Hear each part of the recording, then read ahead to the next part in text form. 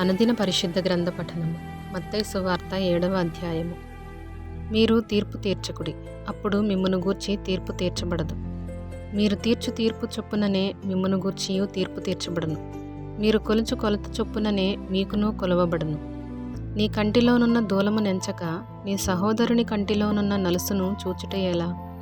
నీ కంటిలో దూలముండగా నీవు నీ సహోదరుని చూచి నీ కంటిలోనున్న నలుసును తీసివేయనిమ్మని చెప్పనేలా? వేషధారి, మొదట నీ కంటిలోనున్న దూలమును తీసివేసుకొనుము, అప్పుడు నీ సహోదరుని కంటిలోనున్న నలుసును తీసివేయుటకు నీకు తేటగా కనబడును. పరిశుద్ధమైనది కుక్కలకు పెట్టకుడి, మీ ముత్యములను పందుల ఎదుట వేయకుడి.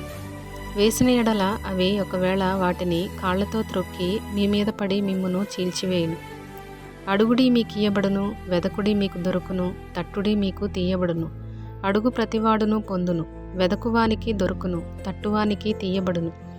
మీలో ఏ మనుష్యుడైనను తన కుమారుడు తన్ను రొట్టెను అడిగిన ఎడల వానికి రాతినిచ్చునా? చేపను అడిగిన ఎడల పామునిచ్చునా? మీరు చెడ్డవారయుండియు మీ పిల్లలకు మంచి ఈవులనీయ నెరిగి ఉండగా పరలోకమందున్న మీ తండ్రి తన్ను అడుగువారికి అంతకంటే ఎంతో నిశ్చయముగా మంచి ఈవులనిచ్చును. కావున మనుష్యులు మీకు ఏమి చేయవలనని మీరు కోరుదురో అలాగుననే మీరును వారికి చేయుడి. ఇది ధర్మశాస్త్రమును ప్రవక్తల ఉపదేశమునై ఉన్నది. ఇరుకు ద్వారమున ప్రవేశించుడి, నాశనమునకు పోవు ద్వారము వెడల్పును, ఆ దారి విశాలమునై ఉన్నది, దాని ద్వారా ప్రవేశించువారు అనేకులు. జీవమునకు పోవు ద్వారము ఇరుకును, ఆ దారి సంకుచితమునై ఉన్నది, దాని కనుగొనువారు కొందరే. అబద్ధ ప్రవక్తలను గూర్చి జాగ్రత్తపడుడి. వారు గొర్రెల చర్మములు వేసుకొని మీ యొద్దకు వత్తురు, కానీ లోపల వారు క్రూరమైన తోడేళ్ళు. వారి ఫలముల వలన మీరు వారిని తెలుసుకొందురు. ముండ్ల పొదలలో ద్రాక్ష పండ్లనైనను పల్లేరు చెట్లను అంజూరపు పండ్లనైనను కోయుదురా? అలాగుననే ప్రతి మంచి చెట్టు మంచి ఫలములు ఫలించును, పనికిమాలిన చెట్టు కాని ఫలములు.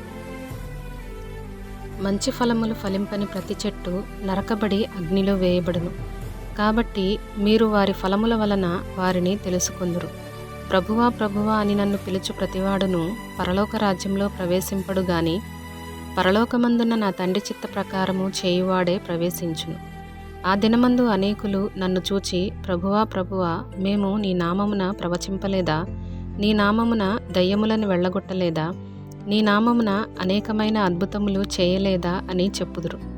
అప్పుడు నేను మిమ్మును ఎన్నడూనూ ఎరుగను, అక్రమము చేయువారలారా నా యొద్ద నుండి పొండని వారితో చెప్పుదును. కాబట్టి ఈ నా మాటలు విని వాటి చొప్పున చేయు ప్రతివాడును బండ మీద తన ఇల్లు కట్టుకొనిన బుద్ధిమంతుని పోలియుండును. వాన కురిసెను, వరదలు వచ్చెను, గాలి విసిరి ఆ ఇంటి మీద కొట్టెను గాని దాని పునాది బండ మీద వేయబడిన గనుక అది పడలేదు. మరియు ఈ నా మాటలు విని వాటి చొప్పున చేయని ప్రతివాడు ఇసుక మీద తన ఇల్లు కట్టుకొనిన బుద్ధిహీనుని పోలియుండును. వాన కురిసెను, వరదలు వచ్చెను, గాలి విసిరి ఆ ఇంటి మీద కొట్టెను, అప్పుడది కూలబడెను, దాని పాటు గొప్పదని చెప్పెను. యేసు ఈ మాటలు చెప్పి ముగించినప్పుడు జనసమూహములు ఆయన బోధకు ఆశ్చర్యపడుచుండిరి. ఏలయనగా ఆయన వారి శాస్త్రుల వలె కాక అధికారం గలవాని వలె వారికి బోధించెను.